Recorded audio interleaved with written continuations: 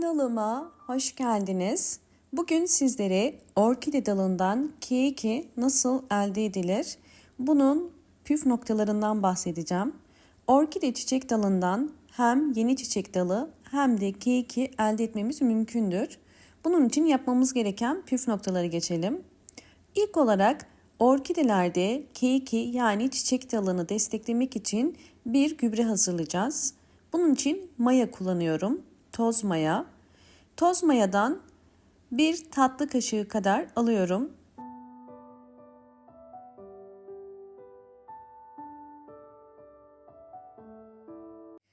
Bir tatlı kaşığı kuru mayayı 1 litre suyun içerisine koydum ve biraz karıştırıyorum. Sizler evinizdeki çiçek sayısına göre bunu artırıp azaltabilirsiniz.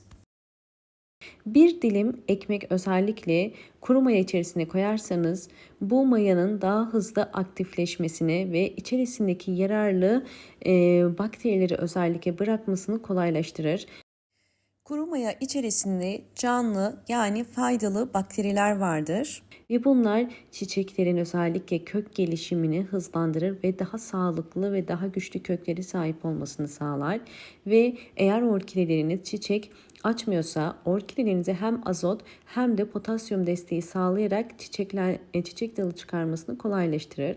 Bir streç ile bu şekilde kapattım ve bu karışımı bir gece yani 12 saat dinlendiriyorum.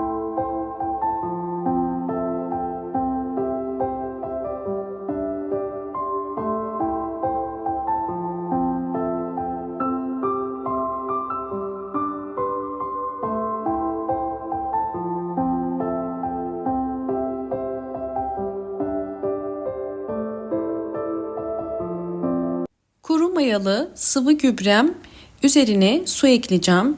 Toplamda 1 litreye tamamlıyorum.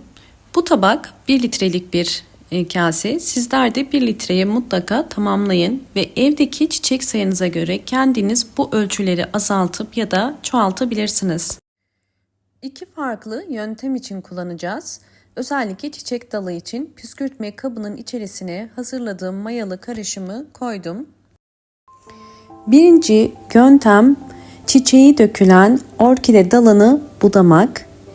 Mutlaka çiçeği dökülür dökülmez orkide dalını budamalısınız. Yoksa dal sararabilir.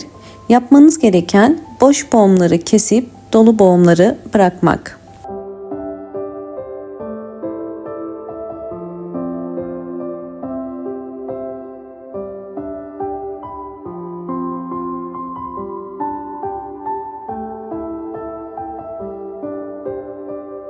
Bir hafta önce budadığım orkide dalının uç kısmı bakın kurumuş. Bu da aynı şekilde bir hafta içerisinde kuruyacaktır.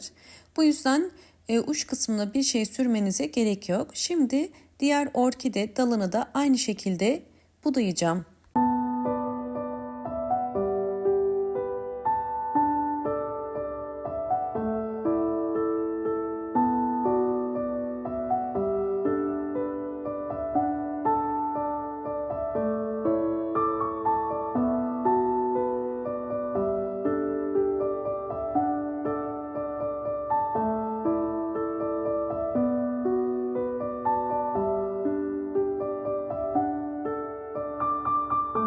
Orkide dalından keiki ya da çiçek dalı çıkabilmesi için orkidenin boğum yerlerine bir pamuğu bu şekilde koyuyorum ve bunu bağlayacağım bu şekilde.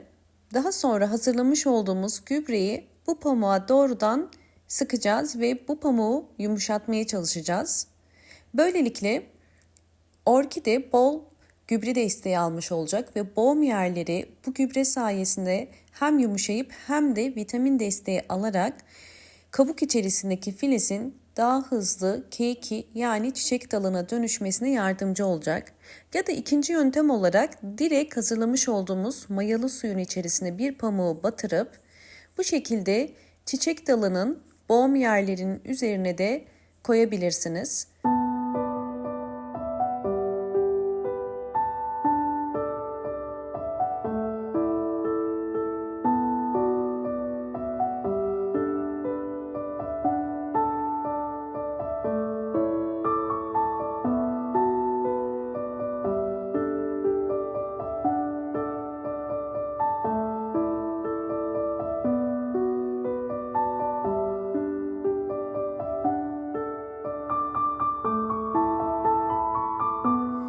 Bu işlemi sadece bir gece üzerinde bekleteceğiz. Yani bir gece bu pamuk bu boğum yerlerinin üzerinde bekleyecek ve daha sonra bu pamuğu kaldıracağız. Bu işlemi haftada bir kere uygulayabilirsiniz. Orkidenin gövde kısmından çiçek dalı ya da keyiki çıkarabilmesi için ikinci metotta gübre desteği vereceğiz köklere. Bunun için orkidenin köklerine bakmalısınız. Orkideye su ya da gübre vermeden önce kök rengine bakın. Kök rengi bu şekilde yeşil ise suya ihtiyacı yok demektir. Kök rengi bu şekilde olan orkidelere daha fazla su verirseniz çürür. Fakat kök rengi bu şekilde beyaz ya da gri ise suya ihtiyacı var demektir. Bu yüzden buna bakarak orkidenize ayda bir kere bu hazırladığımız doğal mayalı gübreyi 5 ya da 8 yemek kaşığı kadar verebilirsiniz. Daha fazla vermenize gerek yok. Orkidelere sadece gübre vermiyoruz. Ayda bir gübre veriyoruz. Geri kalan günlerde kök rengi beyaza döndükçe de su veriyorum.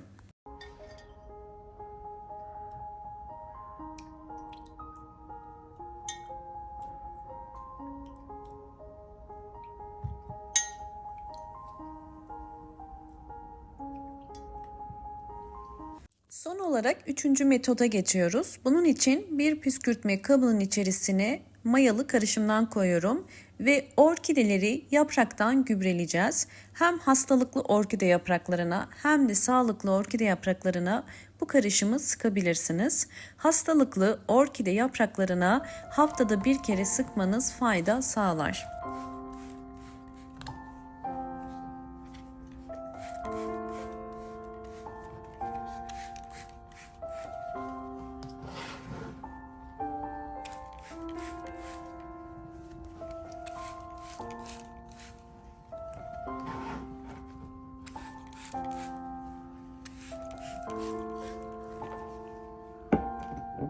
Orkidelerimin aylar içerisindeki gelişimlerini sizlerle paylaşacağım. Öncesinde videomu buraya kadar izlediyseniz ve beğendiyseniz hemen beğen tuşuna basıp kanalıma da abone değilseniz lütfen abone olmayı unutmayın. Ve gelen bildirimlerden haberdar olmak için zil sesini de açık konuma getirebilirsiniz. Şimdi sizleri sonuçlarla baş başa bırakıyorum.